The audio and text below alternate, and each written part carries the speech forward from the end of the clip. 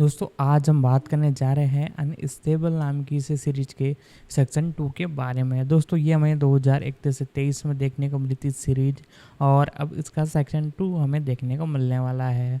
तो आज की इस वीडियो में हम इसी सीरीज के बारे में पूरी जानकारी आपको देने वाले हैं, इसके प्री प्रोडक्शन, रिलीजिंग, कास्टिंग के बारे में। तो वीडियो को लाइक कर दे, चैनल को सब्सक्राइब कर दे। अब इसके बारे में हम जानना चालू करते हैं। अनस्टेबल एक अमेरिकी कार्यस्थल कॉमेडी टेलीविजन सीरीज है जिसमें रॉब लोव और उनके बेटे जॉन ओवेन लोव मुख्य भूमिका में है। दोनों विक्टर फ्रेस्को के साथ सीरीज में कार्यकारी निर्माता के रूप में भी काम कर रहे हैं। सीरीज का प्रीमियर 30 मार्च 2023 को नेटफ्लिक्स पर हुआ। नवंबर 2023 में सीरीज को दूसरे सीजन के लिए नवीनीकृत किया गया, जिसे 1 अगस्त 2024 को रिलीज किया जाना है। सार एक पिता-पुत्र कॉमेडी जिसमें सामाजिक रूप से शर्मीला बेटा जैक्सन, जॉन ओवेन लोवे, अपने सफल और प्रशंसित लेकिन विलक्षण और आत्ममुग्धासन पिता एलिस, रॉब लोवे के लिए उनकी उच्च तकनीक जैव अनुसंधान सुविधा में काम करना शुरू कर देता है ताकि उनकी पत्नी की मृत्यु के बाद उन्हें और अधिक गिरने से बचाया जा सके।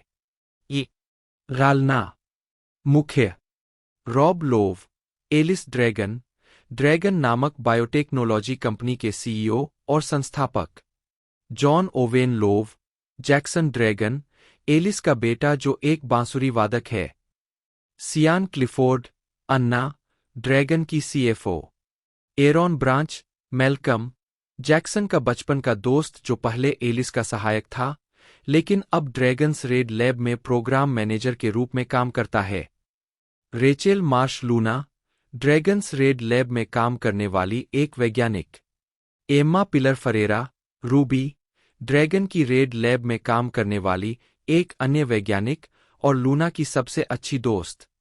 पुनरावर्ती फ्रेड आर्मिसन, लेस्ली, एक चिकित्सक जिसे ड्रैगन के बोर्ड ने एलिस के साथ काम करने के लिए लाया था। टॉम एलन, टीजे, ड्रैगन का एक बोर्ड सदस्य जो अपने जुड़वां भाई चैज के साथ बोर्ड में बैठता है। जेटी पार चैज के रूप में टीजे का जुड़वा भाई जो उसके साथ बोर्ड पर बैठता है। क्रिस्टीना चांग, जीन, एलिस की दिवंगत पत्नी की सबसे अच्छी दोस्त जो ड्रैगन के बोर्ड में बैठती है। मेरिक मैककार्था टेड के रूप में एक बोर्ड सदस्य। उत्पादन शो को नेटफ्लिक्स द्वारा सीधे सीरीज में शामिल किया गया था और शो का निर्माण कथित तौर पर जॉन ओवेन लोवे द्वारा अपने पिता रॉब लोवे की सोशल मीडिया पर की गई ट्रोलिंग से प्रेरित था। 2. जॉन ओवेन लोवे ने श्रृंखला का वर्णन एक पिता-पुत्र की गतिशीलता के बारे में किया है जो बहुत ही भरोसेमंद है, लेकिन वास्तव में एक विशिष्ट लेंस के तहत, जो एक पिता है जो ध्यान का केंद्र बनना पसंद करता है और उसका बेटा जो बिल्कुल विपरीत महसूस करता है। अप्रैल 2022 में यह घोषणा की गई थी कि रॉब लोव और उनके बेटे जॉन ओवेन लोव दोनों विक्टर फ्रेस्को के साथ शो में कार्यकारी निर्माता के रूप में काम करेंगे, जिसका उत्पादन नेटफ्लिक्स स्टूडियो द्वारा संभाला जाएगा। 4 जून 2022 में श्रृंखला ने रेचल मार्श, एम्मा फेरेरा और आरोन ब्रांच के साथ श्रृंखला की नियमित भूमिकाओं में सियान क्लिफोर्ड को कलाकारों में शामिल किया। इसके अतिरिक्त फ्रेड आर्मिसेन, टॉम एलन और जेटी पार को आवर्ती भूमिकाओं में घोषित किया गया था। 4 मई 2023 को यह बताया गया कि लेखकों की हड़ताल के कारण उत्पादन का दूसरा सीजन, अभी तक आधिकारिक रूप से नवीनीकृत नहीं हुआ है, बंद कर दिया गया है। 16 नवंबर 2023 को श्रृंखला को आधिकारिक तौर पर दूसरे सीजन के लिए नवीनीकृत किया गया था। एपिसोड श्रृंखला अवलोकन मौसम एपिसोड मूलतः जारी 8/30 मार्च 2023 TBA 1 अगस्त 2024 9 सीजन 1 2023 कुल संख्या सीजन में न शीर्षक निर्देशक द्वारा लिखित मूल रिलीज की तारीख 1 अस्थिर Mark Buckland teleplay Victor Fresco कहानी रॉब लो और जॉन ओवेन लो और विक्टर फ्रेस्को 30 मार्च 2023 सन की लॉस एंजल्स बायोटेक के सीईओ एलिस ड्रैगन अपनी पत्नी की मौत के बाद मानसिक रूप से कमजोर हो गए हैं। उनकी सीएफओ एना बेनेट को चिंता है कि उनके अनियमित व्यवहार और काम पर ध्यान केंद्रित न कर पाने की वजह से कंपनी को नुकसान हो रहा है। वह एलिस के अलग हुए बेटे जैक्सन को लॉस एंजल्स बुलाती है, जो न्यूयॉर्क में रहने वाला एक महत्वाकांक्षी बांसुरी वादक है, ताकि एलिस को उसके पतन से उबरने में मदद कर सके। जैक्सन अपने पिता से नाराज है क्योंकि उन्होंने उसकी महत्वाकांक्षाओं की अनदेखी की और अपने बेटे पर उसके जैसा बनने का दबाव डाला। कंपनी के कराओके इवेंट के दौरान दोनों के बीच थोड़ी देर के लिए सुलह हो जाती है, जिसके बाद जैक्सन न्यूयॉर्क लौटने की योजना बनाता है, लेकिन जब एना और एलिस बताती है कि एलिस ने उससे जबरन पैसे हैंठने की कोशिश करने के लिए उसकी कंपनी द्वारा नियुक्त थेरेपिस्ट को अपने बेसमेंट में बंदी बना रखा है, तो उसे वहीं रहना पड़ता है। दो व्यस्त, केंद्रित और अत्यंत समझदार मार्क बकलैंड माइकल शिपले 30 मार्च 2023। 3 विचित्र जादूगर मार्क बकलैंड सीन क्लेमेंट्स 30 मार्च 2023। 4 तीर्थयात्री और सेक्स पार्टियां जय चंद्रशेखर जॉन ओवेन लोवे 30 मार्च 2023। सुंदर जन्मदिन बास्टर्ड्स जय चंद्रशेखर हेली जावेज 30 मार्च 2023। 6 एडुआर्डो का गीत मार्क बकलैंड सैम शंकर 30 मार्च 2023। 7 शुरुआती लोगों के लिए भूना मार्क बकलैंड बेंटे एंजेल स्टोफ्ट 30 मार्च 2023। 8 ड्रैगन की आग मार्क बकलैंड माइकल ए रॉस 30 मार्च 2023।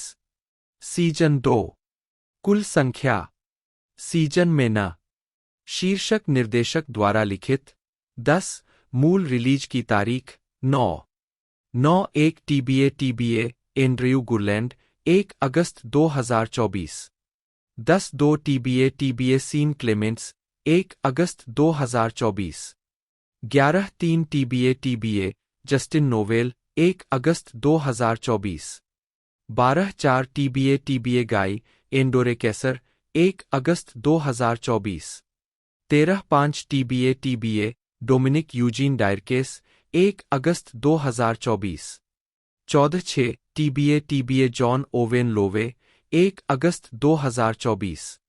15 TBA सामंथा शंकर 1 अगस्त 2024। 16 TBA टेलीप्ले एलेक्जेंड्रा रशफील्ड और केट लवलेस। कहानी एलेक्जेंड्रा रशफील्ड 1 अगस्त 2024।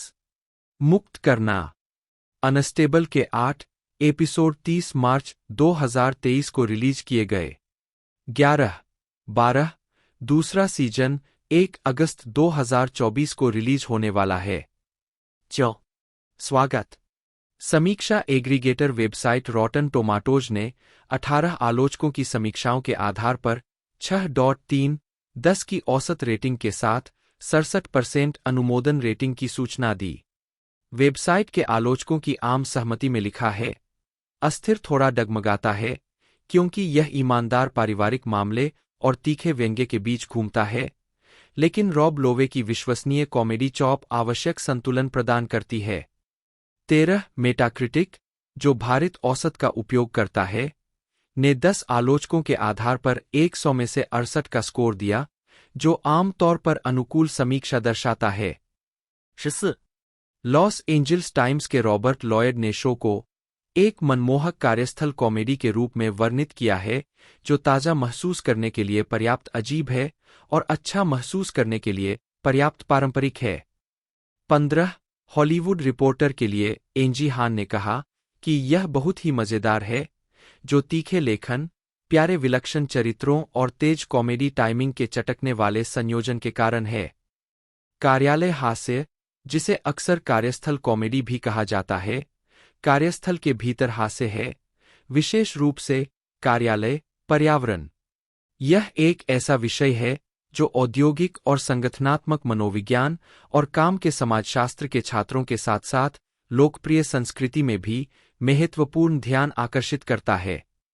शैक्षणिक विचार। हास्य काम के सामाजिक माहौल का एक अनिवार्य हिस्सा है और इसे कर्मचारी संतुष्टि और संगठनात्मक परिणामों को बेहतर बनाने के लिए एक संभावित उपकरण माना जाता है। अध्ययनों ने सुझाव दिया है कि हास्य कर्मचारी की एकजुटता, रचनात्मकता, प्रेरणा और प्रतिकूल परिस्थितियों का सामना करने की क्षमता को बढ़ा सकता है।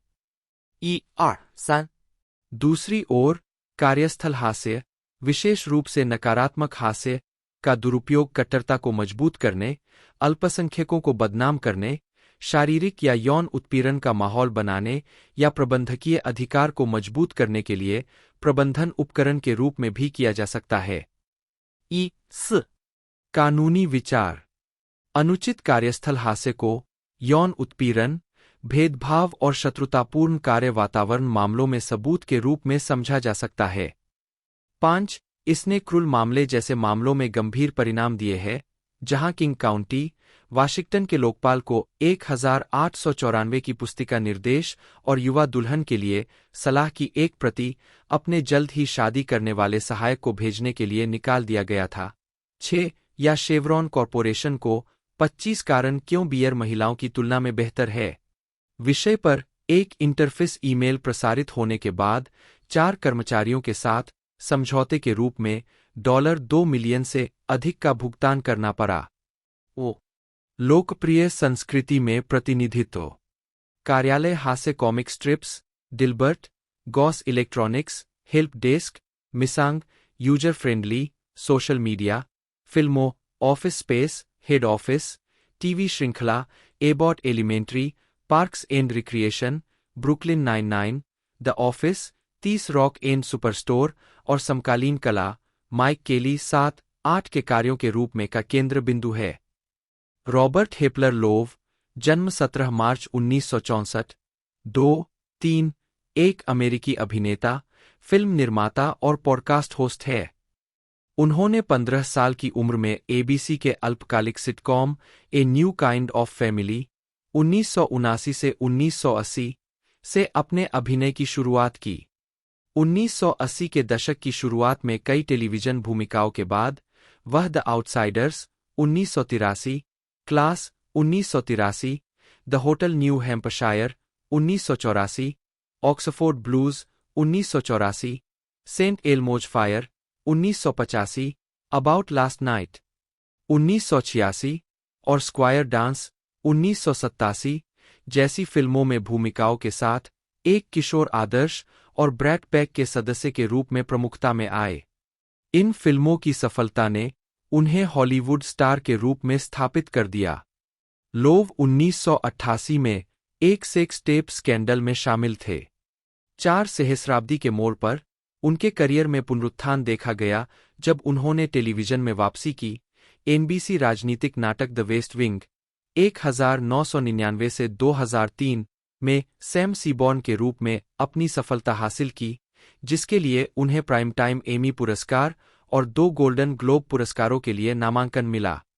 उनकी अन्य टेलीविजन भूमिकाओं में एबीसी नाटक ब्रदर्स एंड सिस्टर्स 2006 से 2010 पर Robert McAllister, NBC sitcom parks and recreation 2010 से 2015 पर Chris Traeger, CBS medical drama code black 2016 से 2018 पर एथन विलिस शामिल है। प्रारंभिक जीवन। रॉबर्ट लोव का जन्म वर्जीनिया के चार्लोट्सविले में एक शिक्षिका बारबरा नी हेपलर और ट्रायल वकील चार्ल्स चक डेविस लोव के घर हुआ था। 5. जब वह अभी भी एक शिशु था, तो अज्ञात कंठमाला के परिणामस्वरूप उसने अपने दाहिने कान की पूरी सुनने की क्षमता खो दी थी। 6. जब लोव और उसका छोटा भाई चार्ल्स छोटे थे, तब उनके माता-पिता का तलाक हो गया था। 7. लोव को एपिस्कोपल चर्च में बपतिस्मा दिया गया था। 8. वह जर्मन, अंग्रेजी, आयरिश, स्कॉटिश और वेल्श वंश का है। Show who do you think you are पर लोव को पता चला कि उनके पूर्वजों में से एक, क्रिस्टोफर ईस्ट, एक हेसियन सैनिक था। उनके पूर्वज कर्नल जोहान गोटलिब रैल की कमान में लड़ रहे थे और 26 दिसंबर 1776 की सुबह लोव ओहियो के डेटन में पारंपरिक अमेरिकी सेटिंग में पले बड़े। 8.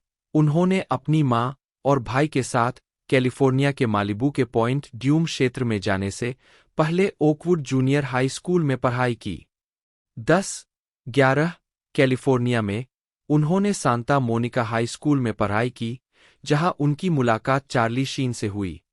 अपनी आत्मकथा stories I only tell my friends में उन्होंने शीन के बारे में लिखा, हम दोनों ही बेवकूफ थे, वह बेसबॉल खिलाड़ी बनना चाहता था। 12. आजीविका। जीवित व्यक्ति की जीवनी के इस भाग में सत्यापन के लिए अतिरिक्त उद्धरणों की आवश्यकता है। कृपया विश्वसनीय स्रोत जोड़कर सहायता करें।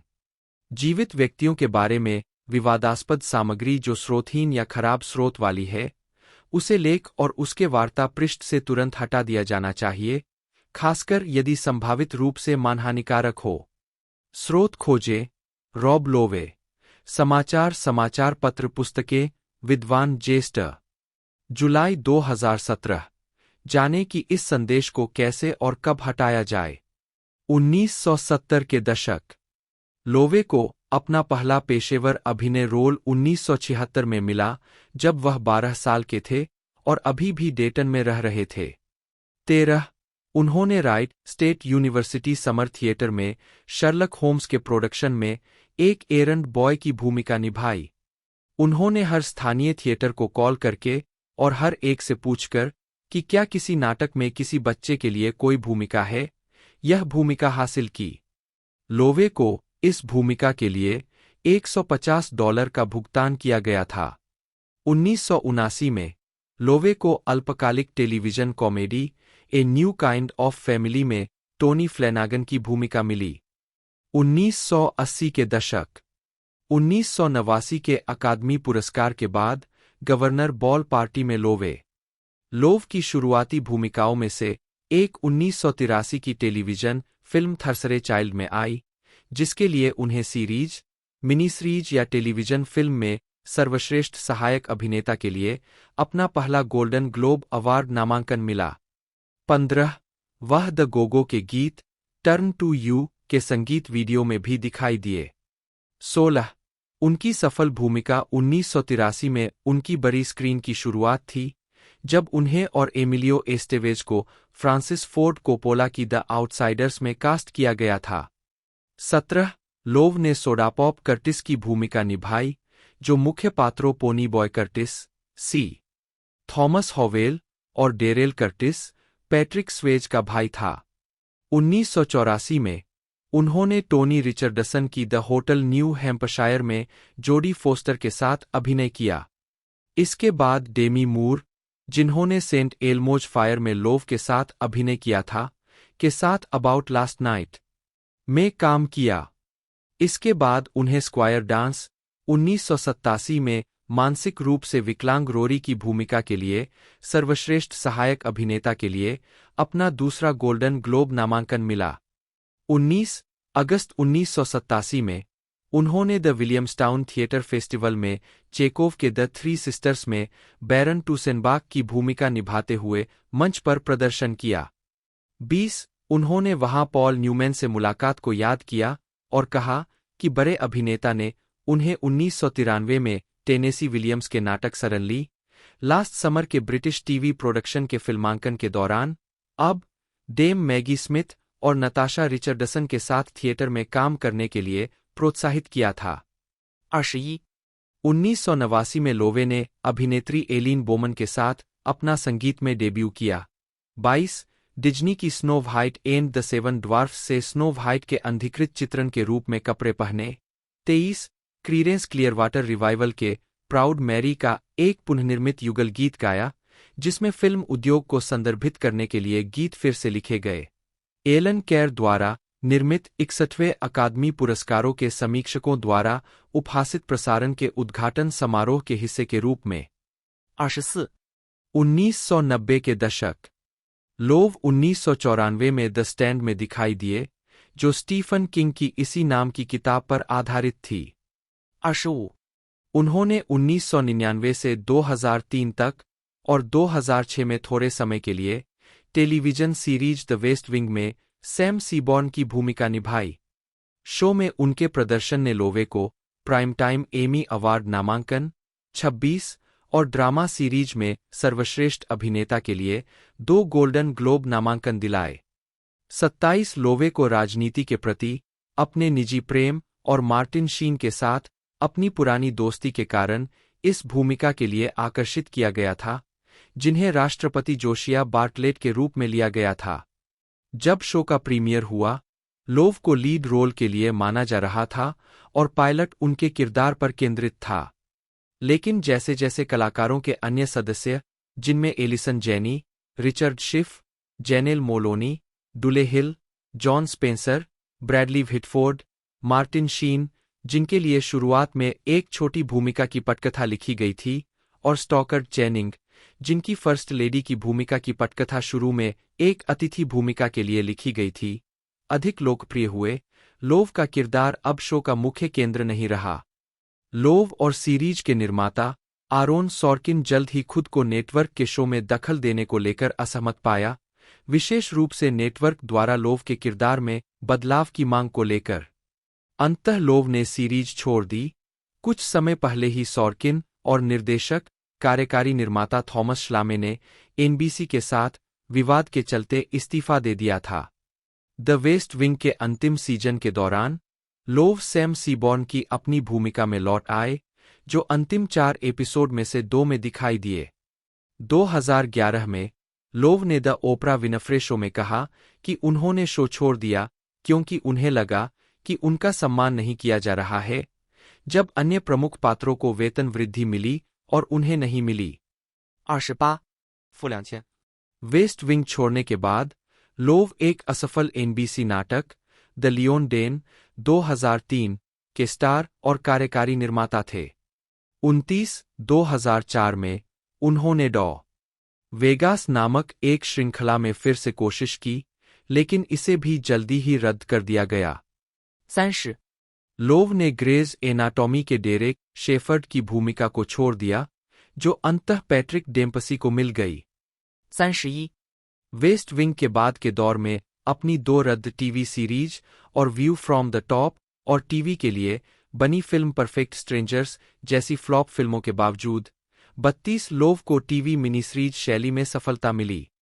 2004 में लोव ने स्टीफन किंग की मिनी सीरीज सलेम्स लॉट के टीएनटी रीमेक में अभिनय किया, जो उस गर्मियों का सबसे ज्यादा रेटिंग वाला केबल प्रोग्राम था और उस समय टीएनटी ओरिजिनल प्रोग्रामिंग की सबसे ज्यादा रेटिंग थी।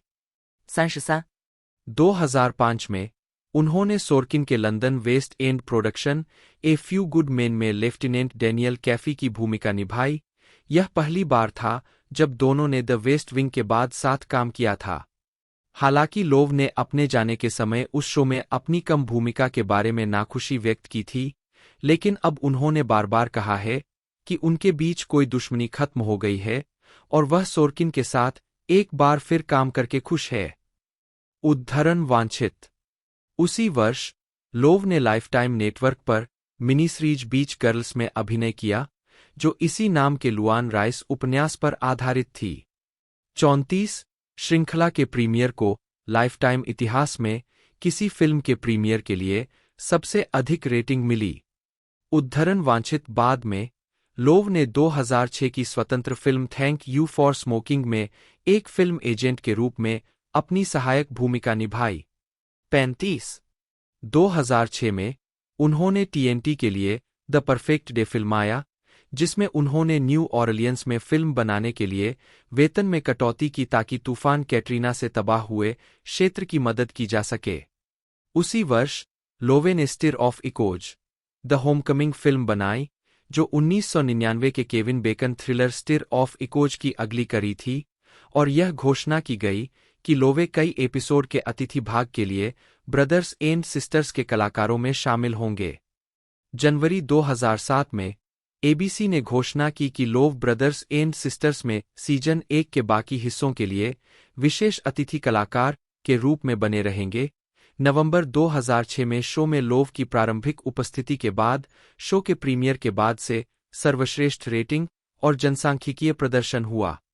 मार्च 2007 में एबीसी द्वारा ब्रदर एंड सिस्टर्स के लिए सीजन 2 के शीघ्र नवीनीकरण की घोषणा के तुरंत बाद लोव ने घोषणा की कि वह शो के दूसरे सीजन के लिए वापस आएंगे।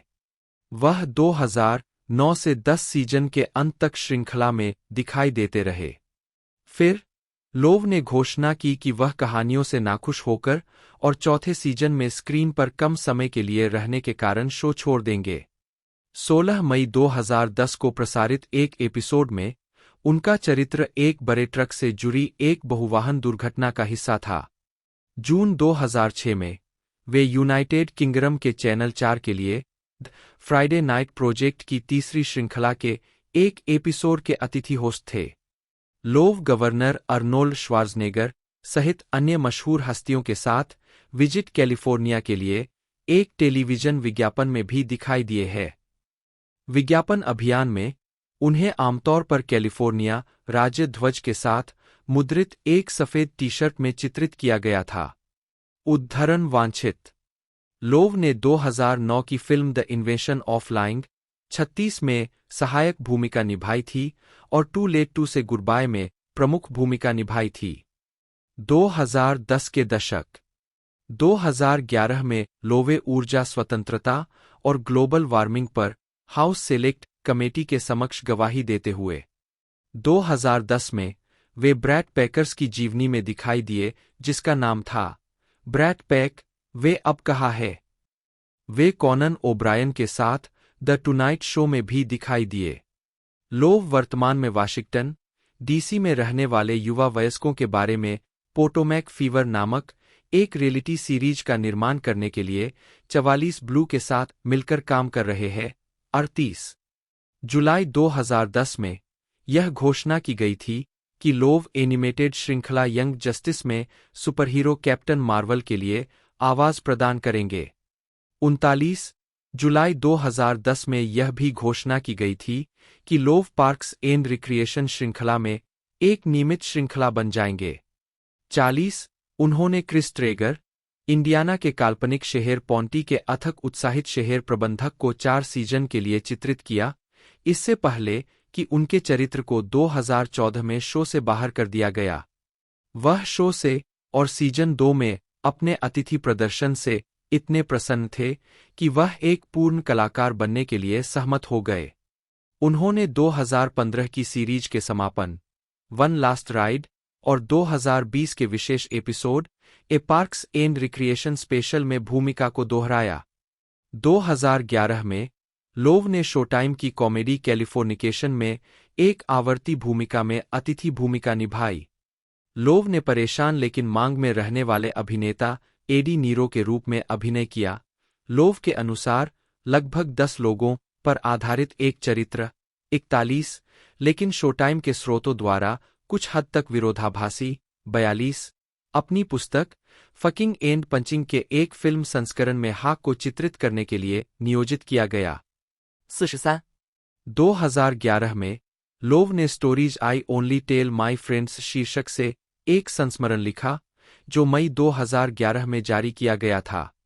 45 stories I only tell my friends के अपने प्रचार दौरे के दौरान लोव ने ऑस्ट्रेलियाई radio show the Kyle and Jackie O show को बताया कि 1990 में ऑस्ट्रेलिया की अपनी 5 दिवसीय प्रेस यात्रा के दौरान वह दर्द निवारक दवाओं के अधिक उपयोग से इतनी बुरी तरह प्रभावित हुए थे कि यात्रा से उन्हें केवल 2 चीजें याद है, सिडनी चिड़ियाघर में होना और टैटू बनवाना। 46 हालांकि उन्होंने अपनी पुस्तक में कहा है कि उन्हें टैटू बनवाना याद नहीं है। 2014 में लोव ने लव लाइफ नामक एक दूसरी पुस्तक लिखी जो उस वर्ष अप्रैल में जारी की गई थी। वह पुरुषों और महिलाओं, कला और वाणिज्य, पिता और पुत्रों, लत और वसूली और सेक्स और प्यार के बारे में सच्ची कहानियों की एक मार्मिक और विनोदी श्रृंखला में अपने जीवन से कहानियों और टिप्पणियों का उपयोग करता है। 2014 में लोव ने single camera comedy the pro के लिए एक पायलट में बेन बर्ट्राहम, एक पूर्व पेशेवर टेनिस खिलाड़ी के रूप में अभिनय किया। 47 पायलट को श्रृंखला के लिए नहीं चुना गया था। 49 उन्होंने नेशनल जियोग्राफिक चैनल पर the 90s the last great decade का भी वर्णन किया जो उस वर्ष जुलाई में प्रसारित हुआ। 50 2015 में लोव ने व्यंग्य थ्रिलर पॉकेट लिस्टिंग 51 में अभिनय किया। लोव 2014 की शरद ऋतु से डायरेक्ट टीवी के वाणिज्यिक प्रवक्ता रहे हैं। लोव को दिखाने वाले विज्ञापन उन्हें लोव के कुछ वैकल्पिक, कम आकर्षक रूप के साथ तुलना करते हैं जिनके पास केबल है। 52 अप्रैल 2015 में राष्ट्रीय विज्ञापन प्रभाग द्वारा कॉमकास्ट की शिकायत पर कार्रवाई करने के बाद विज्ञापनों को वापस ले लिया गया, जिसमें पाया गया कि डायरेक्ट टीवी के ग्राहक संतुष्टि, गुणवत्ता और रैंकिंग के बारे में दावे सत्य से कम है। 53 फरवरी 2015 में फॉक्स ने घोषणा की कि उन्होंने लोवे और फ्रेड सेवेज अभिनीत और जेक कास्दान द्वारा निर्देशित कॉमेडी द ग्राइंडर के लिए एक पायलट को हरी झंडी दे दी है। 54 श्रृंखला, जिसमें लोवे ने एक वकील के रूप में एक नया करियर शुरू करने वाले एक धोखेबाज अभिनेता के रूप में अभिनय किया था, एक सीजन के बाद रद्द कर दिया गया था। नवंबर 2015 में लोव ने television pilot film the Lion Guard return of the roar में सिम्बा को आवाज दी। लोव ने इसके बाद की सीरीज द लायन गार्ड के लिए सिम्बा को आवाज देना जारी रखा। उशू दिसंबर 2015 में लोव को हॉलीवुड वॉक ऑफ फेम पर एक स्टार से सम्मानित किया गया। उनका सितारा हॉलीवुड बुलेवार्ड पर मुसो और फ्रैंक ग्रिल के सामने स्थित है। 56 2015 में लोवे ने प्रोफाइल 57 लॉन्च किया, जो पुरुषों की स्किनकेयर उत्पाद लाइन है। इस लाइन में पुरुषों के लिए विशेष रूप से तैयार किए गए 5 एंटी एजिंग उत्पादों का संग्रह है। यह वर्तमान में नॉर्डस्ट्रॉम स्टोर्स और ऑनलाइन बेचा जाता है। 58 उत्पाद संग्रह में $24.50 से $59.50 की कीमत रेंज में एक क्लींजर, एक शेव जेल, एक आफ्टर शेव सीरम, एक मॉइस्चराइजर और एक आई सीरम शामिल है। 2016 में लोवे ने प्रोफाइल ब्रांड के साथ 18 एम्बर वुड नामक एक खुशबू उत्पाद लाइन लॉन्च की। 60 27 अगस्त 2016 को comedy central roast TV special record किया गया और 5 सितंबर 2016 को प्रसारित किया गया, जिसमें रोब लोवे रोस्टी और डेविड स्पेड रोस्ट मास्टर के रूप में थे। रोस्टरों में Jewel, Nikki Glaser, Ralph Macchio, Pete Davidson, Peyton Manning, Rob Riggle, Jimmy Carr, Ann Coulter और roast master general Jeff Ross शामिल थे। 61 21 अप्रैल 2017 को केएफसी ने एक अभियान जारी किया जिसमें लोवे को अंतरिक्ष यात्री कर्नल सैंडर्स के रूप में दिखाया गया, जो अंतरिक्ष में जिंगर चिकन सैंडविच लॉन्च करने के बारे में जेफ के भाषण स्पूफ बटा श्रद्धांजलि दे रहे थे। 62 लोवे ने एक बयान में कहा कि जब वह एक बच्चे थे तो उनके दादा उन्हें हेयरलैंड सैंडर्स से मिलने ले गए थे।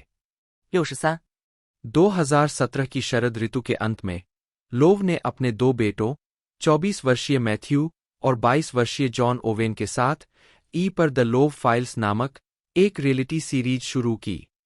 घंटे भर के पायलट के अपवाद के साथ श्रृंखला में लोव लड़कों के साथ 30 मिनट की सड़क यात्राएं और क्षेत्र में जाने माने कभी कभी टीवी अतिथि सितारे शामिल थे, जो आम शहरी मिथकों और किंवदंतियों की जांच करते थे, जिन्हें रॉब ने एक छोटे लड़के के रूप में पसंद किया था और अपने बेटों के साथ उनके विकास के दौरान साझा किया था। खोजे जा रहे कुछ विषयों में बिगफुट, सैसक्वेच, कथित अज्ञात जलमग्न वस्तुएं हैं जिनका लॉस एंजिल्स के तट से दूर एक बेस हो सकता है, एलियन अपहरण और भूत और उत्तेजनाओं के प्रति उनकी सीधी प्रतिक्रियाएं शामिल है। यह श्रृंखला 2 अगस्त 2017 को शुरू हुई। 3 जनवरी 2018 को एटकिंस न्यूट्रिशंस ने लोवे को एक नए ब्रांड प्रवक्ता के रूप में घोषित किया। उनकी कम कार्ब जीवनशैली के कारण लोवे को मल्टीमीडिया विज्ञापनों की एक श्रृंखला के लिए चुना गया था, जो 2024 में भी दिखाई देंगे।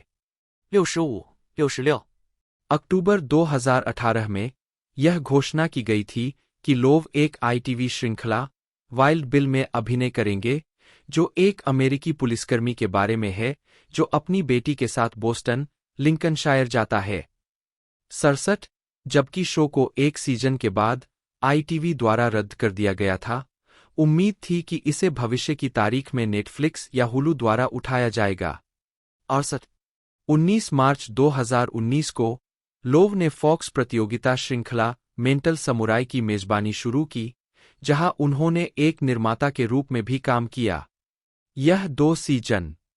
2020 का दशक। लोव ने 25 जून 2020 को रॉब लोव के साथ लिटरली नामक पॉडकास्ट की मेजबानी शुरू की। मेहमानों में क्रिस प्रैट और कॉनन ओब्रायन शामिल थे। 17 सितंबर 2021 में लोव ने पार्क्स एंड रिक्रिएशन के लेखक और निर्माता एलन यांग के साथ एक दूसरा podcast parks and recreation recap show launch किया, जिसे पार्क्स एंड रिकॉलेक्शन कहा जाता है। 71. लोव ने एक लघु वृत्तचित्र मैडनेस इन द हिल्स का निर्देशन किया, जो जनवरी 2018 में दक्षिणी कैलिफोर्निया में हुए भूस्खलन के बारे में है, जिसमें लोव के कई दोस्त और पड़ोसी भी शामिल थे। यह 9 अक्टूबर 2020 को पीकॉक स्ट्रीमिंग सेवा पर शुरू हुआ। 72. 12 मई 2019 को यह घोषणा की गई कि 9 जनवरी 2001 सीरीज का एक स्पिन-ऑफ 9 जनवरी 2001 लोन स्टार को ओवेन स्ट्रैंड की अभिनीत भूमिका में लोव के साथ श्रृंखला बनाने का आदेश दिया गया था। 73 इस सीरीज का प्रीमियर 19 जनवरी 2020 को हुआ, जिसे आमतौर पर अनुकूल समीक्षा मिली और इसे दूसरे सीजन के लिए नवीनीकृत किया गया, जिसका प्रीमियर 18 जनवरी 2021 को हुआ। 5वां सीजन सितंबर 2024 में प्रसारित होना शुरू होने वाला है। जून 2021 में अपनी पत्नी को सरप्राइज बर्थडे गिफ्ट के रूप में उन्होंने सेलिब्रिटी फैमिली फ्यूड में उनके और उनके बच्चों के साथ एक प्रतियोगी बनने का उनका सपना पूरा किया। 74. 75. 6 अगस्त 2021 को डेडलाइन ने खुलासा किया कि Lowe Netflix film dog gone में अभिनय और कार्यकारी निर्माता होंगे। 76. लोव 9 मार्च 2022 को नेटफ्लिक्स पर प्रीमियर होने वाले द एंडी वारहोल डायरीज में कमेंट्री पेश करेंगे। 77. 6 अप्रैल 2022 को यह घोषणा की गई कि लोव नेटफ्लिक्स के लिए विक्टर फ्रेस्को और उनके बेटे जॉन ओवेन लोव के साथ अनस्टेबल में अभिनय करेंगे और कार्यकारी निर्माता होंगे। 78 शो, जो लोव को सफल बायोटेक उद्यमी एलिस ड्रैगन के रूप में दिखाता है, क्योंकि वह अपने बेटे से निपटने और अपनी पत्नी की मृत्यु के बाद अपने पैर जमाने के लिए संघर्ष करता है। इसका प्रीमियर 30 मार्च 2023 को हुआ। 79. जनवरी 2024 में उन्होंने द फ्लोर नामक एक ट्रिविया गेम शो की मेजबानी शुरू की। मार्च 2024 में उन्होंने दूसरे और तीसरे सीजन के लिए नेटवर्क पर शो के नवीनीकरण के बाद फॉक्स ब्रॉडकास्टिंग कंपनी के साथ एक प्रोडक्शन डील साइन की। 80. 2024 में वह ब्रैड पैक के बारे में एंड्रयू मैकार्थी की हुलू डॉक्यूमेंट्री में ब्रैड्स शीर्षक से दिखाई दिए।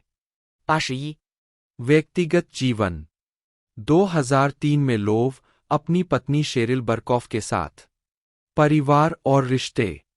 लोव का विवाह 1991 से पूर्व मेकअप आर्टिस्ट शेरिल बर्कॉफ से हुआ है। उन्होंने इंटीरियर डिजाइनर और शेरिल लोव ज्वेलरी की संस्थापक के रूप में काम किया है।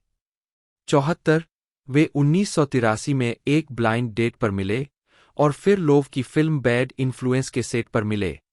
82 उनके 2 बेटे हैं, मैथ्यू एडवर्ड लोव जन्म 1993 और जॉन ओवेन लोव जन्म 1995। R. Lowe Los Angeles Dodgers और लॉस एंजल्स रैम्स के प्रशंसक है। Sex tape. 1988 में लोवे, जो उस समय 24 वर्ष के थे, एक वीडियो टेप को लेकर सेक्स स्कैंडल में शामिल थे, जिसमें वह 2 लोगों के साथ यौन संबंध बना रहे थे, तारा सीबर्ट, जो 22 वर्ष की थीं, और उनकी छोटी दोस्त लीना जॉन पार्सन्स, जो उस समय 16 वर्ष की थीं। तीनों की मुलाकात अटलांटा के एक नाइट क्लब रियो में हुई थी। जॉर्जिया के अटलांटा में डेमोक्रेटिक नेशनल कन्वेंशन से एक रात पहले उनका वीडियो बनाया गया था। चूंकि उस समय जॉर्जिया में सहमति की उम्र 14 वर्ष थी, 1995 में इसे बढ़ाकर 16 कर दिया गया था। दोनों यौन गतिविधि में शामिल होने की कानूनी उम्र के थे, लेकिन इस तरह की रिकॉर्डिंग में शामिल होने की कानूनी उम्र 18 वर्ष थी। 4. उस समय लोवे माइकल डुकाकिस के लिए प्रचार कर रहे थे। 86. 87 आखिरकार उनके करियर में सुधार हुआ और लोवे संयम। लोवे ने किशोरावस्था में ही बहुत ज्यादा शराब पीना शुरू कर दिया था। उनकी शुरुआती प्रसिद्धि ने उन्हें एक ऐसी पार्टी करने वाली जीवनशैली जीने की अनुमति दी जिसे टैब्लॉयड में बड़े पैमाने पर कवर किया गया था। 1990 में सेक्स टेप कांड के 2 साल बाद लोवे ने शराब पीना छोड़ने का फैसला किया और एक व्यापक शराब पुनर्वास कार्यक्रम पूरा किया। 90 उन्होंने तब से शराब पीना छोड़ दिया है, यह कहते हुए कि यह उनके जीवन का सबसे अच्छा निर्णय था। 91 92 दैनिक ट्रांसेंडेंटल मेडिटेशन अभ्यास को अपनाना उनकी भलाई के लिए महत्वपूर्ण रहा है। इसने मेरी जिंदगी बदल दी है, लोवे कहते हैं। 93. नानी मुकदमा मामले. 2008 में लोवे अप्रैल 2008 में लोवे ने 3 पूर्व कर्मचारियों के खिलाफ अलग-अलग मुकदमे दायर किए। उन पर अनुबंध का उल्लंघन, मानहानि और भावनात्मक संकट को जानबूझकर भड़काने का आरोप लगाया। लोवे ने एक पूर्व नानी पर दुर्भावनापूर्ण झूठ फैलाकर उसे और उसकी पत्नी को चोट पहुंचाने की योजना में शामिल होने का आरोप लगाया। एक अन्य पूर्व नानी पर लोवे के साथ व्यक्तिगत और अंतरंग संबंध होने का झूठा दावा करने और लोवे में बार-बार रोमांटिक रुचि व्यक्त करने का आरोप लगाया गया, यह दावा करते हुए कि लोवे ने उसका यौन उत्पीड़न किया और शेरिल लोवे एक अपमानजनक नियोक्ता थी। लोवे ने यह भी दावा किया कि एक पूर्व शेफ ने उनके बिस्तर पर सेक्स किया जब परिवार शहर से बाहर था। लोवे से प्रिस्क्रिप्शन दवाइयां चुराई, कई सुरक्षा कैमरे तोड़े, उनसे खाने के लिए ज्यादा पैसे लिए और कथित तौर पर कई लोगों से बयान दिया कि शेरिल हृदयहीन, ठंडी और गंदी थी। 94. लोवे की 24 वर्षीय पूर्व नानी जेसिका गिब्सन ने लोवे के खिलाफ यौन उत्पीड़न के दावों और श्रम संहिता उल्लंघन से जुड़े 12 आरोप लगाए। 19 जून 2008 को सांता बारबरा, कैलिफोर्निया के सुपीरियर कोर्ट के न्यायाधीश डेनिस डी बेलेफ्यूल ने कानूनी आधार की कमी के कारण श्रम संहिता उल्लंघन के 2 आरोपों को खारिज कर दिया।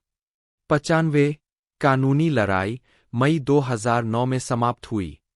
प्रेस ने बताया कि अदालत के रिकॉर्ड से पता चला है कि सांता बारबरा में दोनों नानी और लोवे द्वारा दायर किए गए मुकदमों को खारिज कर दिया गया था। दोनों महिलाओं और लोवे के वकीलों ने खारिज करने की मांग की। 96. लोकोपकार Lowe 2000 litre national denim day fundraiser के पहले पुरुष प्रवक्ता थे जो स्तन कैंसर अनुसंधान और शिक्षा के लिए धन जुटाता है। उनकी दादी और परदादी दोनों स्तन कैंसर से पीड़ित थीं और उनकी मां की मृत्यु 2003 के अंत में इस बीमारी से हुई थी। 97. 98. लोवे होमओनर्स डिफेंस फंड के संस्थापक है, जो सांता बारबरा काउंटी का एक गैरलाभकारी, गैरपक्षपाती संगठन है जो सरकार में भूमि उपयोग नियोजन और पारदर्शिता के स्थानीय नियंत्रण के लिए समर्पित है। 2006 की शुरुआत में सांता बारबरा में ट्रैक घरों की औसत कीमत US 1,100,000 थी, जिसने कुछ लोगों को मौजूदा लॉट पर सघन आवास का प्रस्ताव देने के लिए प्रेरित किया। आवास घनत्व बढ़ाने के पक्ष में रहते हुए लोवे ने कैलिफोर्निया के मोंटेसिटो में एक खाली जगह पर अपने लिए 14,260 वर्ग फुट 1,325 मीटर 2 की हवेली बनाने की मांग की। 99 सांता बारबरा न्यूज प्रेस में खाली जगह के पते की उपस्थिति पर उनके विरोध ने 6 जुलाई 2006 को उस अखबार के वरिष्ठ कर्मचारियों के सामूहिक इस्तीफे को जन्म दिया। जॉन ओवेन लोव एक अमेरिकी लेखक, निर्माता और अभिनेता है।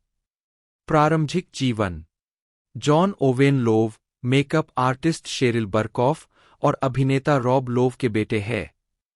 3-4 उन्होंने 2018 में स्टैनफोर्ड विश्वविद्यालय से विज्ञान, प्रौद्योगिकी और समाज 5 में स्नातक की डिग्री प्राप्त की।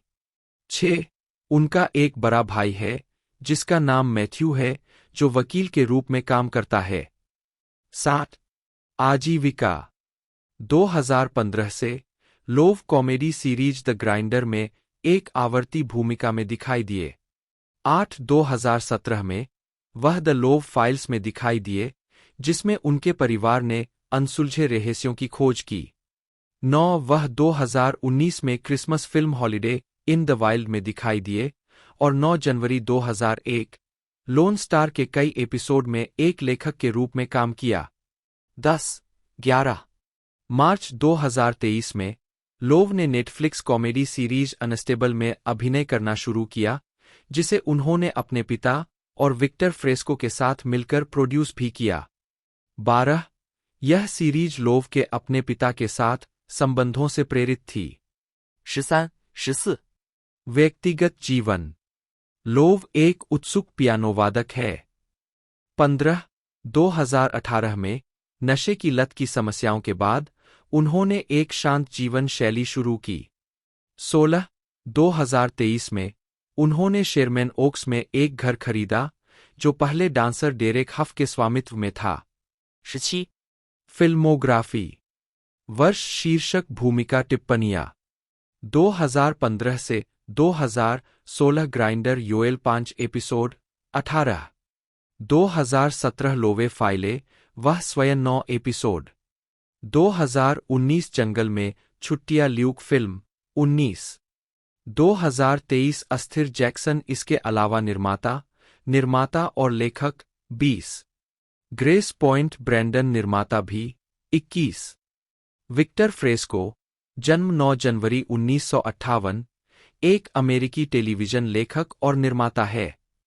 ये व्यक्तिगत जीवन लॉस एंजिल्स में जन्मे और पलेब्रे फ्रेस्को ने हैम्पशायर कॉलेज से फिल्म और राजनीति विज्ञान में स्नातक की डिग्री प्राप्त की।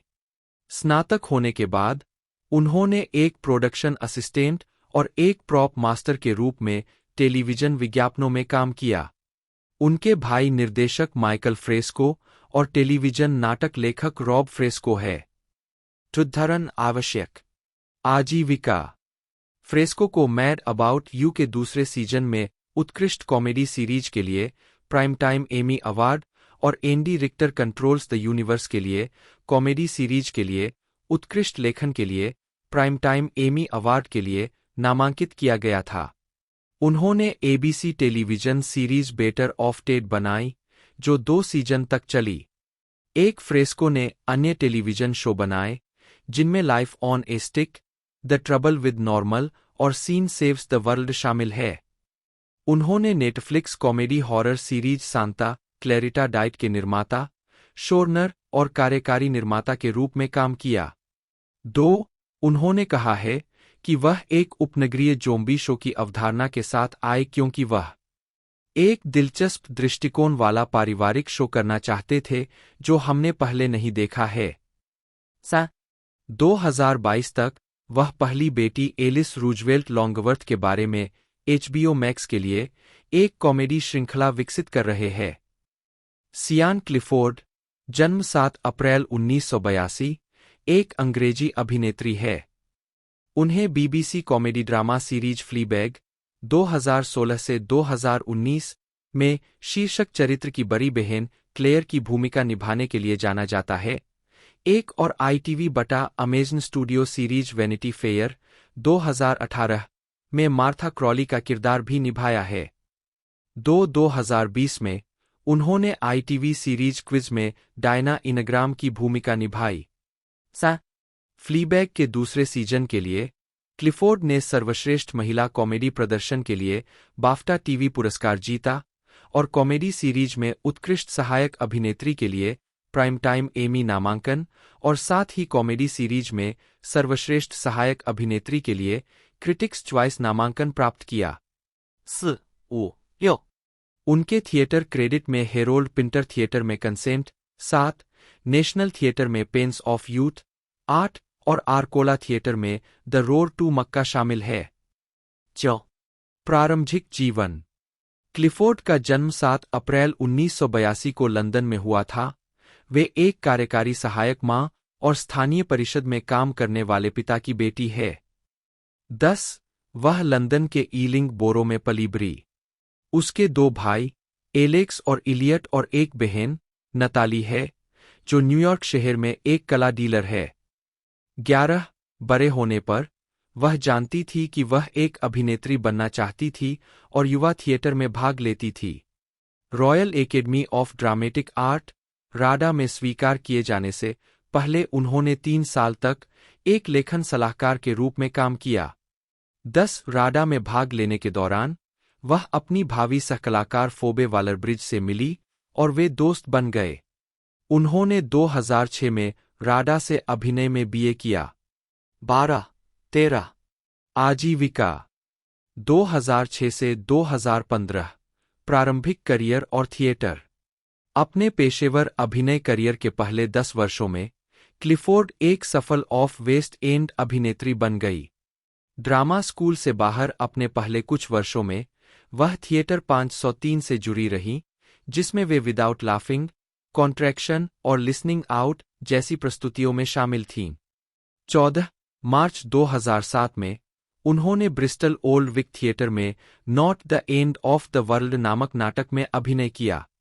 15 उनका पहला उल्लेखनीय प्रदर्शन नॉटिंघम प्लेहाउस प्रोडक्शन के ब्यूरियल एट थेब्स में बार्बिकन में इसमीन की भूमिका निभाना था, जिसका प्रीमियर सितंबर 2007 में हुआ था। 16, 17, 2008 की गर्मियों में उन्होंने वेस्ट एंड के जर्मेन स्ट्रीट थिएटर में अपने सहकलाकार अलेक्जेंडर फिस्केहरिसन द्वारा लिखित द पेंडुलम नामक नाटक में अभिनय किया, जो जून के महीने तक चला। 18 और अगले महीने उन्होंने पब्लिक डिस्प्लेज ऑफ अफेक्शन नाटक में वार्षिक अक्षांश महोत्सव में भाग लिया। 19 अगली गर्मियों में क्लिफोर्ड 3 थिएटर प्रस्तुतियों में थीं। जून में रॉयल ओपेरा हाउस के लिनबरी स्टूडियो में पार्थेनोजेनेसिस नामक एक चैम्बर ओपेरा में उनकी एक छोटी भूमिका थी। 20 उन्होंने आर्कोला थिएटर के नाटक द रोड टू मक्का में सहअभिनय किया। 21, 22 और उन्होंने इज एवरीवन ओके प्रोडक्शन के साथ दौरा किया, जिसमें भावी फ्लीबैग कलाकार फीबी वालर-ब्रिज ने सहअभिनय किया। 23, 24, सितंबर 2010 के दौरान क्लिफोर्ड ने आर्कोला थिएटर में अच्छी तरह से समीक्षा की गई प्रयोगात्मक theatre Kriti pieces of Vincent में अभिनय किया। 25, 26, 27 शरद ऋतु 2010 के बाकी दिनों में उन्होंने प्रतिष्ठित रॉयल नेशनल थिएटर में नाटक पेन्स ऑफ यूथ में सहायक भूमिका निभाई। 28, 29 वर्ष के अंत में क्लिफोर्ड ने रॉयल नेशनल थिएटर में ब्यूटी एंड द बीस्ट के एक मूल उत्पादन में मुख्य भूमिका निभाई। यह उत्पादन पूरे क्रिसमस सीजन में चला और समीक्षकों द्वारा सफल रहा। 30, 31, 2014 में वह नॉटिंघम प्लेहाउस के टाइम एंड द कॉन्वेज के प्रोडक्शन के सितारों में से एक थीं।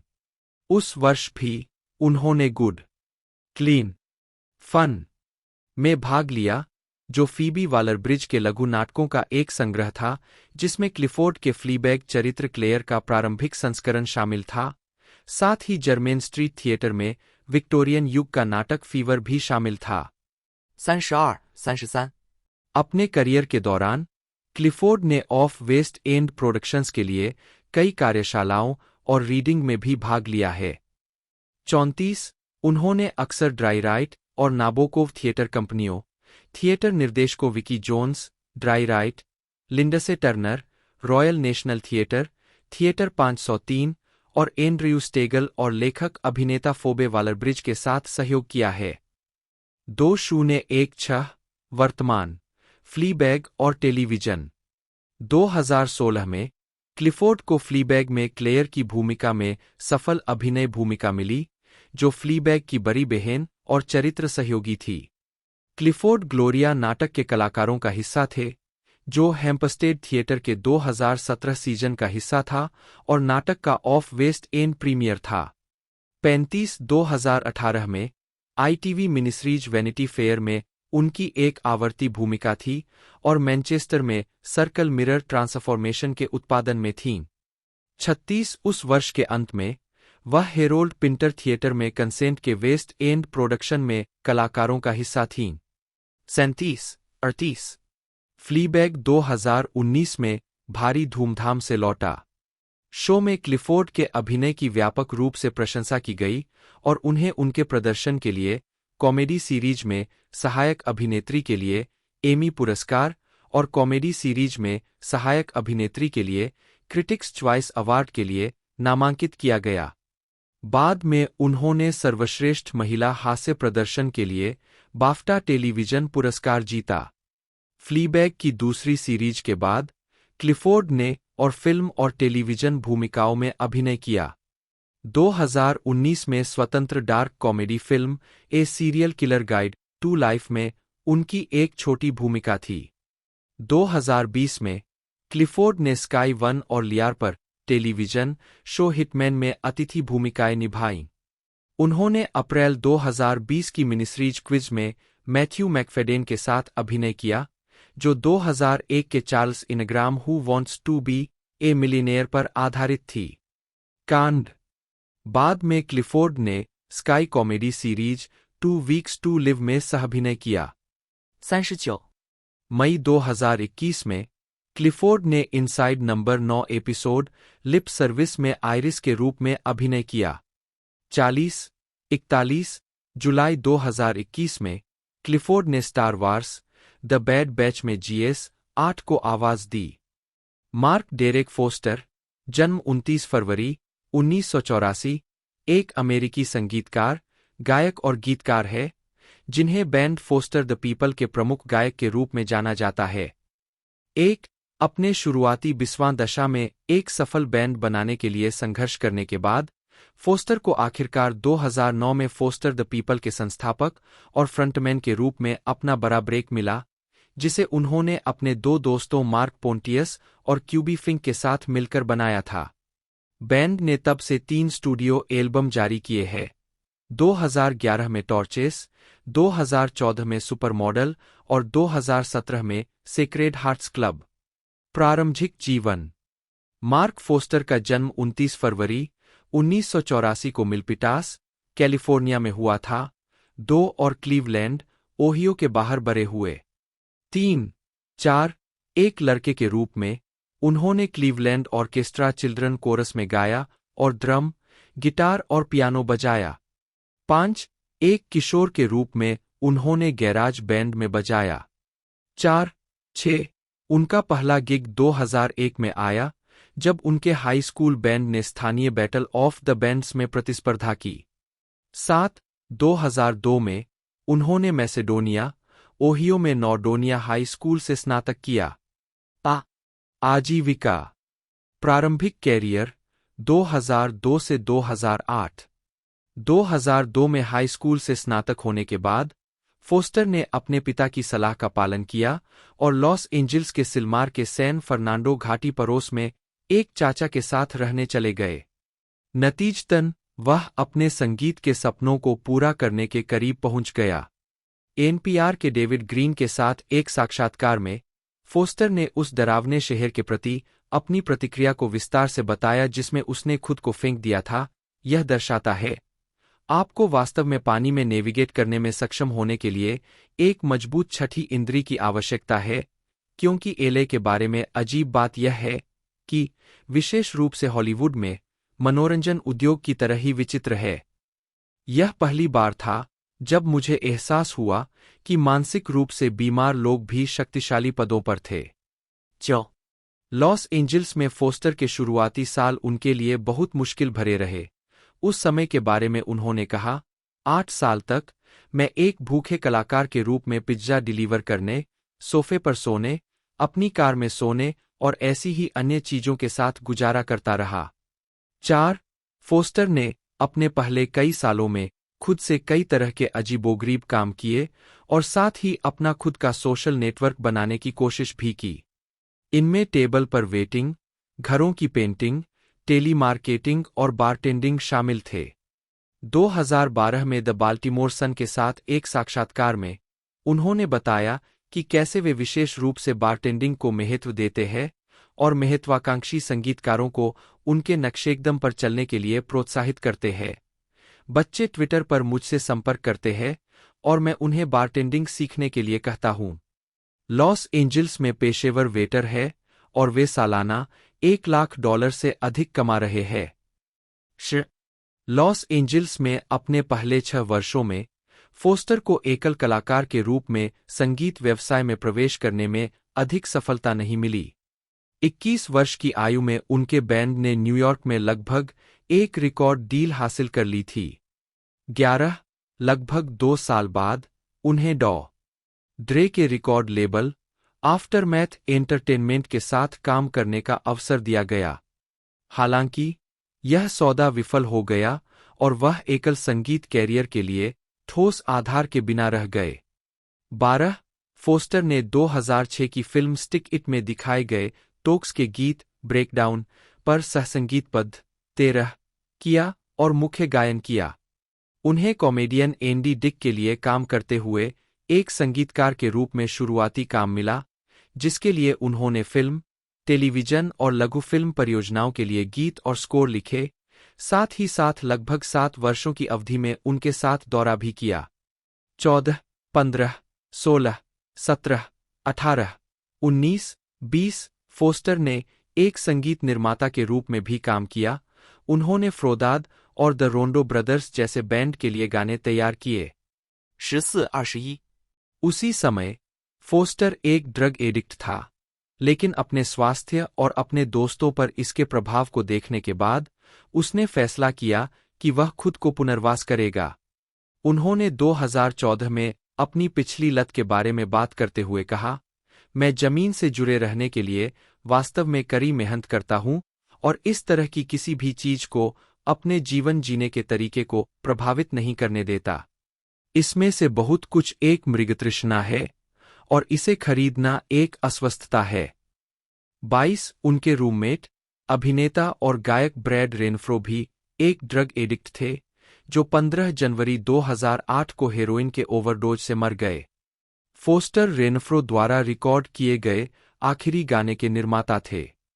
14 अपने पूर्व रूममेट की मृत्यु के 15 महीने बाद फोस्टर ने डाउनटाउन नामक एक गीत जारी किया, जिसमें उन्होंने रेनफ्रो के जीवन और मृत्यु पर विचार किया। 23 फोस्टर द पीपल 2008 वर्तमान फॉस्टर को अंततः 2008 में रिकॉर्ड लेबल मोफोनिक्स के लिए एक कमर्शियल जिंगल लेखक के रूप में नौकरी मिल गई। इस पद पर वह हनी बंच ऑफ ओट्स और वेरिजोन जैसे ब्रांडों के लिए जिंगल लिखने में सक्षम थे। फॉस्टर ने रचना प्रक्रिया में काम से संबंधित तनाव के लिए निर्धारित चिकित्सा भांग के अपने उपयोग पर चर्चा की है। 24 हालांकि वह अभी भी संगीत उद्योग में आगे बढ़ने के लिए सही धुनों को खोजने के लिए संघर्ष कर रहे थे। लेखक के ब्लॉग के मुद्दों और अपने संगीत के विभिन्न तत्वों को एक साथ केंद्रित करने में असमर्थ होने के कारण उन्हें इस बात का एहसास हुआ कि उन्हें एक बैंड के सदस्यों के रूप में मदद की जरूरत है। अगले वर्ष फोस्टर ने अपना पहला और अब तक का एकमात्र एकल एल्बम सोलो सॉन्ग्स रिकॉर्ड किया और रिलीज किया। 25 नौ-ट्रैक एल्बम में टॉर्चेस एल्बम के 2 गानों don't stop, colour on the walls और I would do anything for you के डेमो संस्करण शामिल थे। Polar tropic, you don't understand me नामक एक अन्य गीत को 2012 की एनिमेटेड फिल्म फ्रैंकेनवीनी के साउंड ट्रैक में दिखाया गया था। 26 उन्होंने अपने रिकॉर्ड का समर्थन करने के लिए लॉस एंजिल्स के आसपास एकल शो किए। अक्टूबर 2009 में फोस्टर ने खुद, सहकर्मी मार्क पोंटियस और लंबे समय के दोस्त जैकब क्यूबी फिंक, जिसे फोस्टर ने पहली बार अभिनय स्कूल में भाग लेने के दौरान एक पारस्परिक मित्र के माध्यम से मुलाकात की थी, से मिलकर 3 व्यक्तियों का एक बैंड आयोजित किया। 28 पोंटियस फोस्टर की संगीत शैली की इतनी सराहना करते थे कि उन्होंने अपने बैंड मालबेक को छोड़ दिया और नए बैंड के ड्रमर के रूप में उनके साथ शामिल हो गए। फिंक ने हाल ही में मंदी के परिणामस्वरूप एक टेलीविजन प्रोडक्शन कंपनी में अपना पद खो दिया था, इसलिए वह बासिस्ट के रूप में शामिल हो गए। बैंड को शुरू में फोस्टर एंड द पीपल कहा जाने वाला था, लेकिन जब उनके अधिकांश दोस्तों ने नाम को फोस्टर द पीपल समझ लिया, तो फोस्टर ने इसे बाद वाला नाम देने का फैसला किया। 29 बैंड के साथ रिलीज किया गया पहला गाना पंप्ड अप किक्स था, जो 2009 में मोफोनिक्स में रिकॉर्ड किया गया बंदूक हिंसा के बारे में एक गाना था। उन्होंने लॉजिक प्रो सॉफ्टवेयर का उपयोग करके 5 घंटे में गाना लिखा और रिकॉर्ड किया। मूल रूप से उनका इरादा पहला संस्करण केवल डेमो होने का था। 30 डेमो गीत का पूर्ण संस्करण बन गया और पंप्ड अप किक्स को फोस्टर ने 2010 की शुरुआत में ऑनलाइन जारी किया। इंटरनेट आउटलेट के माध्यम से गीत ने धीरे धीरे जनता के साथ कर्षण प्राप्त किया। अंततः एंटोरेज जैसे टेलीविजन शो और नायलॉन जैसी कंपनियों के विज्ञापन अभियानों में अपना रास्ता बना लिया। मई 2010 में गीत की बढ़ती सफलता के कारण बैंड को मल्टी-एल्बम डील के लिए Columbia Records imprint Star Time International के साथ अनुबंधित किया गया था। 2011 में on the bright side festival में प्रदर्शन करते हुए फोस्टर। जनवरी 2011 में पंप्ड अप किक्स बैंड के पहले गैर-व्यावसायिक एकल रिलीज फॉस्टर द पीपल पर रिलीज किया गया था और कुछ महीनों बाद अमेरिकी चार्ट पर चढ़ना शुरू कर दिया। लोकप्रियता में इसकी धीमी वृद्धि के कारण इसे स्लीपर हिट के रूप में लेबल किया गया था। यह अंततः 10 सितंबर 2011 के सप्ताह से शुरू होकर 29 अक्टूबर 2011 के सप्ताह तक बिलबोर्ड हॉट 100 पर नंबर 3 पर पहुंच गया। 32 इसे फरवरी 2012 में सर्वश्रेष्ठ पॉप डुओ ग्रुप प्रदर्शन के लिए ग्रैमी पुरस्कार के लिए नामांकित किया गया था। पंप्ड अप किक्स को RIA द्वारा डायमंड प्रमाणित किया गया था। यह प्रमाणन प्राप्त करने वाले केवल 129 गीतों में से एक था। 33. फॉस्टर 2012 में लोलापालूजा चिली में प्रदर्शन करते हुए 23 मई 2011 को बैंड का पहला स्टूडियो एल्बम टॉर्चेस रिलीज हुआ और फॉस्टर को अपना दूसरा ग्रैमी अवार्ड नामांकन मिला, जो कि बेस्ट अल्टरनेटिव म्यूजिक एल्बम के लिए था। उन्होंने कहा है कि यह एल्बम प्रेरणा से ज्यादा पसीने से बना था। 34 यह बिलबोर्ड 200 पर 8वें नंबर पर भी पहुंचा। बैंड के तत्कालीन टूरिंग सदस्य इसोम इनिस के साथ मार्क फोस्टर ने स्मिम्स एंड बेले की जोड़ी के मिस्टर स्मिम्स के रूप में इलेक्ट्रॉनिक संगीत का निर्माण किया। इस उपनाम के तहत फोस्टर और इनिस ने 2012 में लाना डेल रे द्वारा ब्लू जीन्स का एक उल्लेखनीय रीमिक्स जारी किया, जिसमें एजेलिया बैंक्स शामिल थीं। 35 स्मिम्स एंड बेले की अब तक की अंतिम पुष्टि की गई रिलीज 2014 में फोस्टर द पीपल के दूसरे एल्बम के एकल का रीमिक्स थी। 36. टॉर्चेस के 3 साल बाद बैंड ने 14 मार्च 2014 को अपना दूसरा एल्बम सुपर मॉडल रिलीज किया। यह वर्तमान में बिलबोर्ड 200 पर उनका सबसे ज्यादा बिकने वाला स्टूडियो एल्बम है, जो तीसरे नंबर पर है। फॉस्टर ने कहा है कि एल्बम का विषय पूंजीवाद के बदसूरत पक्ष के साथ साथ सोशल मीडिया की लोकप्रियता और मनुष्यों द्वारा महसूस किए जाने वाले सामाजिक दबावों के प्रति उनके आकर्षण से प्रभावित था। जवाब में उन्होंने इसे एक ऐसे टुकड़े के रूप में चिह्नित किया है जो उन्हें आशावादी दृष्टिकोण बनाए रखने के लिए एक सहायक समुदाय होने के सौभाग्य की याद दिलाता है। 37 उन्होंने लॉस एंजल्स टाइम्स के साथ पिछले एल्बम के दौरे के दौरान हुई उन खोजों पर चर्चा की जिसने उन्हें सुपर मॉडल के पीछे की थीम तैयार करने में मदद की। मैं भारत गया, मैंने मध्य पूर्व में कुछ समय बिताया और मैं उत्तरी अफ्रीका गया, ऐसी जगह जहां प्राथमिकताएं पूरी तरह से अलग है। वे संस्कृतियां व्यक्तियों पर केंद्रित नहीं है, वे समुदायों पर केंद्रित है। इसने मेरे जीवन को देखने के तरीके को बदल दिया। मैंने ऐसे लोगों को देखा जिनके पास खुशी और मानवीय संबंध थे और उनके पास हमारे यहाँ की चीजों का 1000वां हिस्सा भी नहीं है, लेकिन उनके पास कुछ ऐसा है जो हमारे पास नहीं है, समुदाय की भावना। जून 2014 में ल्यूक प्रिचर्ड, जिनके साथ फोस्टर ने पहले सहयोग किया था, ने खुलासा किया कि जोड़ी के पास अभी भी रिलीज होने के लिए 3 से 4 अधूरे ट्रैक है। 38. 2015 में फोस्टर द्वितीय विश्व युद्ध के नाटक लिटिल बॉय 39 के साउंड ट्रैक के निर्माता थे, जिसमें से एक ट्रैक में मार्क पोंटियस थे। यह उनका पहला अनुभव था जब उन्होंने किसी फिल्म के लिए संगीत तैयार किया था और उनके द्वारा बनाए गए गिटार चालित साउंड ट्रैक के कारण यह उनके लिए विशेष रूप से रोमांचक था। 40. 21 जुलाई 2017 को फॉस्टर द पीपल ने अपना तीसरा album sacred hearts club release किया, जो वर्तमान समय के वैश्विक मुद्दों और आतंकवाद, नस्लवाद, होमोफोबिया और चुनावों से जुड़ी घटनाओं से प्रभावित लोगों के लिए फॉस्टर की भावनाओं से प्रभावित एक एल्बम है। एल्बम के रिलीज होने पर फॉस्टर ने कहा, मैं लोगों को थोड़ा थप्पड़ मारना चाहता था, उन पर थोड़ा ठंडा पानी फेंकना चाहता था। यह रिकॉर्ड ऐसा करना गलत लगता। मुझे लगा कि लोगों को गले लगाने की जरूरत है। 41 एल्बम में hit single sit next to me शामिल है, जिसे RIA ने डबल प्लेटिनम प्रमाणित किया है। 42. सितंबर 2019 में फोस्टर द पीपल ने EP पिक यू अप जारी किया।